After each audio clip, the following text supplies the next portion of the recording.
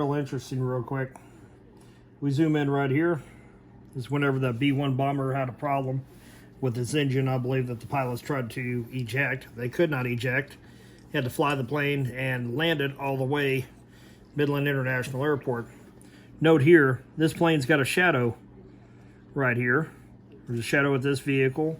There's a shadow at the backside of the buildings right here. There's shadows underneath these two planes. These two planes I used to work on.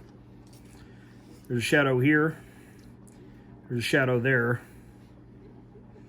And I'm sure once this loads up, we'll find something else that has a shadow underneath it. This right here is Apple's maps. Let's go to Google real quick. You can see the plane is inside there now. There's a shadow at the backside of the building, a little bit of a shadow here, a little bit of a shadow here.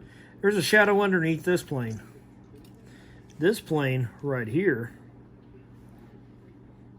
despite the fact that it's just sitting a couple feet away, has no shadow whatsoever. So this area right here has been modified in some way, some form or fashion. Because this airplane should look just like this one right here. These are B-88 Queen Airs, Beechcrafts.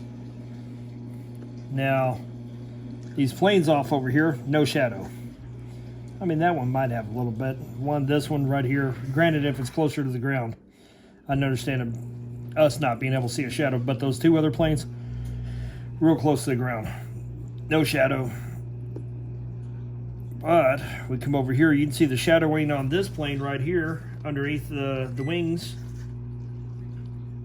But you come back to this one, which is almost orientated the same way, there is no shadow. And where there's a shadow at the backside of the building and a shadow right there, there's not one behind this truck either. Or that we'd see.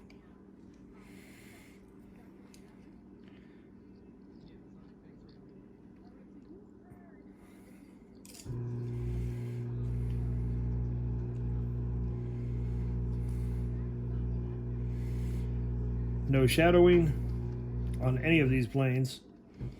These most likely are Beechcrafts right here. Got a ghost plane right here. This has obviously been touched up. Something's happened. Right here, here's our ghost plane, which you can just barely see. And then there's a shadow off over here. Interesting. Very, very interesting.